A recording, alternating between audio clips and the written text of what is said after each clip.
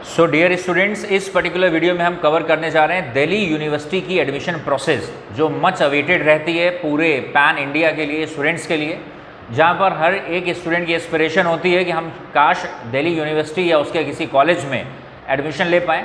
तो इस वीडियो से और आगे के वीडियो से हम इस चैनल पे आपको हेल्प करेंगे इस बात को एक्सप्लोर करने में कि DU से रिलेटेड एडमिशन लेते समय आपको किन किन बातों का ध्यान रखना है और DU की एडमिशन में क्या क्या फॉर्मेलिटीज़ होती हैं, क्योंकि लगभग 8 से 9 स्टेप की एडमिशन प्रोसेस होती है दिल्ली यूनिवर्सिटी की।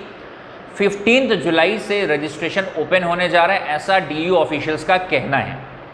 15 जुलाई से रजिस्ट्रेशन ओपन होने जा रहे हैं। जैसे कि लखनऊ की अगर बात करें तो लखनऊ यूनिवर्सिटी में 30 जून से एडमिशन के लिए जो एप्लीकेशन फॉर्म है वो बंद होने जा रहे हैं, ऐसा अभी तक है।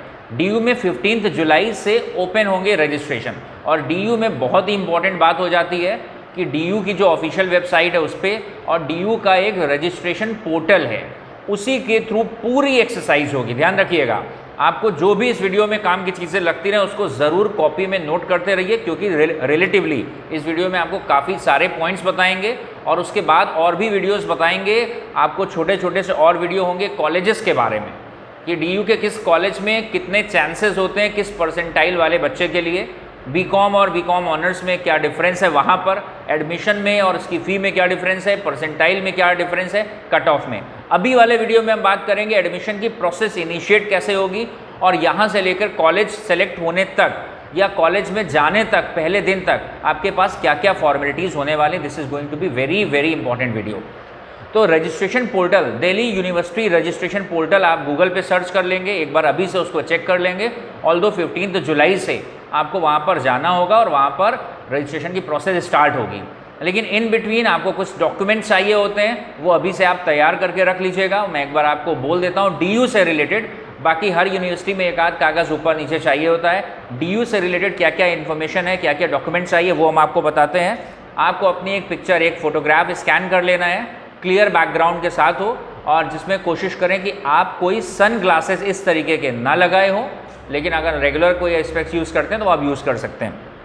आपका सिग्नेचर होना चाहिए, वो भी तमाम ऐप आती हैं, तो यूट्यूब से आप ऐप्स को, प्ले स्टोर से आप ऐप्स को डाउनलोड कर लेंगे और उसके ऊपर यह सिग्नेचर कैसे स्कैन करते हैं इसके ऊपर भी यूट्यूब के ऊपर आपको वीडियो मिल जाएंगे, क्योंकि सिग्नेचर और फोटोग्राफ का साइज़ आपको कस्टमाइज़ करना होता है हर एक यूनिवर्सिटी कॉलेज की रिक्वायरमेंट के हिसाब से कि कितने KB या MB में उसको सिग्नेचर चाहिए। तो we have to get the, you need to get the signature scan as well as your pic scan. इसके अलावा कास्ट सर्टिफिकेट आप बनवा लीजिएगा अगर आपको कास्ट का बेनिफिट लेना है, कोई reservation OBC SC ST category का आप बेनिफिट लेते हैं या कोई माइनॉरिटी से आप बिलोंग करते हैं, क्योंकि दिल्ली यूनिवर्सिटी के कुछ कॉलेजेस ऐसे हैं, जैसे सेंट स्टीफेंस की बात करें या फिर हम बात करें सेंट जेवियर्स की बात करें, तो वहाँ पर आपको माइनॉरिटी से अगर आप बिलोंग करते हैं, आप क्रिश्चियन आप हैं या उस किसी माइनॉरिटी ग्रुप को आप रिप्रेजेंट करते हैं, तो वहाँ पर आपको माइनॉरिटी का भी सर्टिफिकेट पुटअप करना पड़ेगा। साथ में 10th की मार्कशीट, 12th की मार्कशीट, ये डॉक्यूमेंट्स हो गए,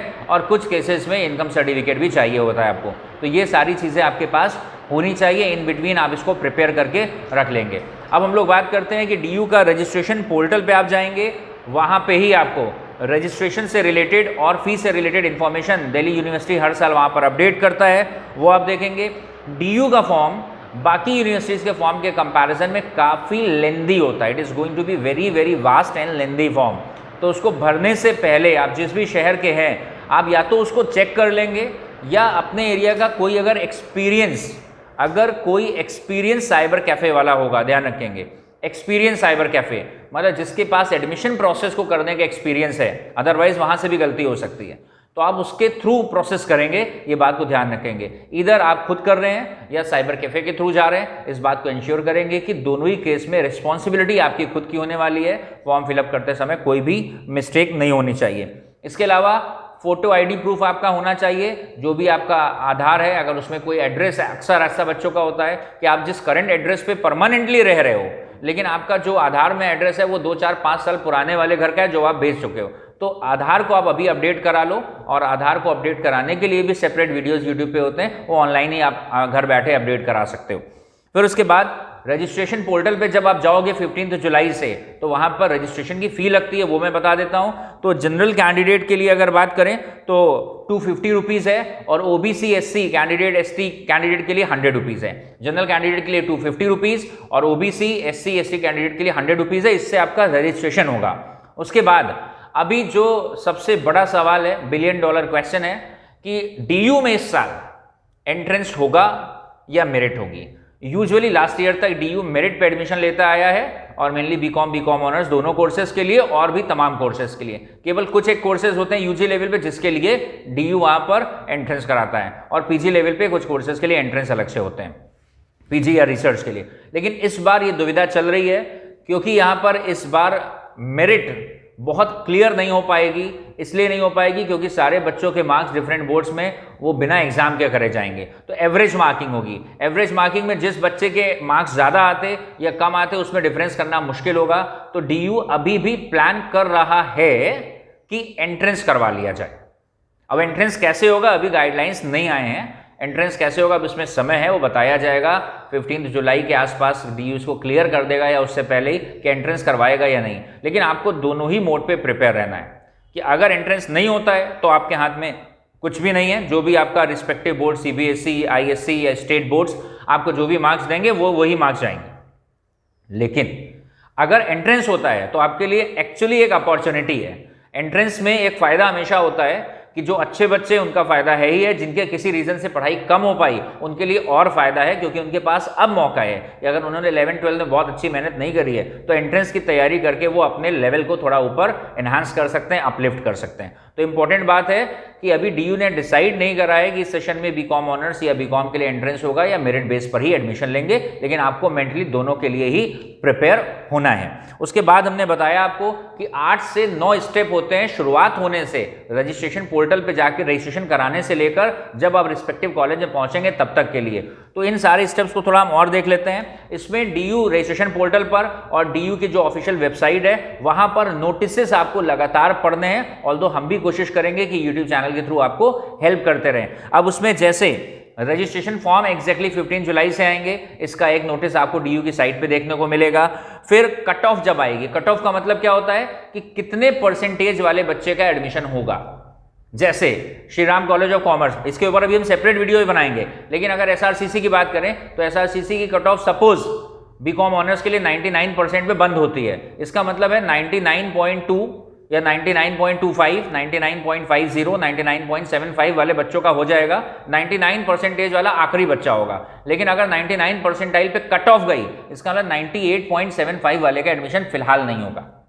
परसेंट जो कट ऑफ होता है इसका मतलब है ये एक बेंचमार्क है, ये बेसिक परसेंटाइल मिनिमम है, उसके नीचे वालों को भी वेट करना पड़ेगा। एडमिशन हो भी सकता है अगर सीट रही, अदरवाइज नहीं होगा। तो ये मतलब होता है कट ऑफ का।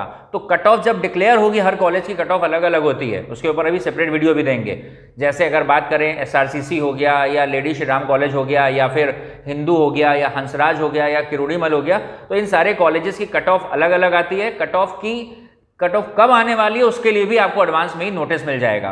तो ये दूसरा स्टेप होता है। फिर फी पेमेंट, आपका किसी पर्टिकुलर सपोज आपका 96% है, आपका बोर्ड से जो रिजल्ट आया उसमें मार्कशीट में लिखा है यू हैव गॉट 96%, तो 96 परसेंटाइल पे आपको कौन कौन सा कॉलेज मिलने जा रहा है वो उसकी लिस्ट आएगी। फिर आप वहां पे जाकर उस कॉलेज को चूज करोगे अपनी रजिस्ट्रेशन पोर्टल वाले कॉलम पे जाकर, और वहां से आप उसकी फी पे करोगे। ऐसे ही फिर जब आप फी पे कर दोगे तो कॉलेज आपसे रिस्पेक्टिव कॉलेज, जिस कॉलेज में आपने चूज करा है जिसको, या परसेंटेज के बेसिस पे जो कॉलेज आपको अलॉट हो रहा है उसमें जाकर आप फी पे करोगे। फिर वहां पर आपको सारे डॉक्यूमेंट्स ऑनलाइन देने पड़ेंगे। यहाँ इंपॉर्टेंट बात आपको बता दें कि पहले डीयू में लास्ट ईयर से पहले तक जब आप कॉलेज चूज कर लेते थे तो आपको लंबी लंबी लाइंस में जाके लगना पड़ता था। आप किसी भी शहर से होते, आप हैदराबाद से होते या लखनऊ से, आपको डीयू दिल्ली यूनिवर्सिटी जाना पड़ता और उस रिस्पेक्टिव कॉलेज में लगभग पूरा दिन लगता, क्योंकि डीयू एक सेंट्रलाइज हब है। पूरे इंडिया का बच्चा बैठा होता है, अब्रॉड से भी कुछ स्टूडेंट आता है, तो इसका मतलब हो गया कि वहाँ पर आपको 8-9 घंटे लगता था। लास्ट ईयर पेंडेमिक को देखते हुए डीयू यूनिवर्सिटी जो अथॉरिटीज़ थी उन्होंने इसको फाइनल कर दिया कि अभी ऑनलाइन ही हो जाएगा। तो आपको ये सारे डॉक्यूमेंट जो भी हमने आपको बताए थे, आपकी 10th की मार्कशीट, अगर 12th की मार्कशीट इन बिटवीन आ गई तो वो भी अपलोड करनी पड़ेगी, अदरवाइज केवल 10th की मार्कशीट अपलोड करनी पड़ेगी। आपके सिग्नेचर एक सर्टेन साइज में, आपकी जो पिक होगी वो एक सर्टेन साइज में KB MB में स्कैन करके, फिर उसके बाद आपका जो भी कास्ट सर्टिफिकेट है वो, या मे बी इनकम सर्टिफिकेट भी मांगा जा सकता है। ये सारी चीज़ें आप कॉलेज की वेबसाइट पे जाकर, जब भी ये आगे की बात होगी, मेरे ख्याल से यहाँ तक होते होते जुलाई खत्म हो चुका होगा या अगस्त के आसपास कहीं हम लोग बात कर रहे होंगे, उस कॉलेज में डॉक्यूमेंट्स अपलोड करोगे और फी पे करने के बाद कॉलेज अथॉरिटी का एक विंग होता है जो रिस्पेक्टिव कॉलेज की एडमिशन कमेटी होती है, वो हर एक बच्चे के ऑनलाइन डॉक्यूमेंट्स को वेरीफाई खुद ही से करते हैं कि आपने जो आपने परसेंटाइल लिखा है और आपकी जो मार्कशीट अपलोडेड है वो दोनों सेम है या नहीं है। उनको कुछ और चाहिए होता है तो आपको मेल करेंगे। तो दिल्ली यूनिवर्सिटी में काफ़ी तरीके से अगर देखा जाए तो काफ़ी updated process, advance process already हो गई है। यहाँ आपका इनबॉक्स, जो आपका मेल का इनबॉक्स है, वो आपका जो SMS है वो, और स्पेशली इनबॉक्स, आपका मेल का इनबॉक्स आपको लगातार आगे चेक करना पड़ेगा और दिल्ली यूनिवर्सिटी रजिस्ट्रेशन पोर्टल पे आपको लगातार बने रहना होगा। इन द मीनवाइल अभी हम लोग वेट करेंगे 15 जुलाई से दिल्ली यूनिवर्सिटी का रजिस्ट्रेशन पोर्टल ओपन होने वाला है, उससे रिलेटेड वीडियोस हम आपको और भी देते रहेंगे।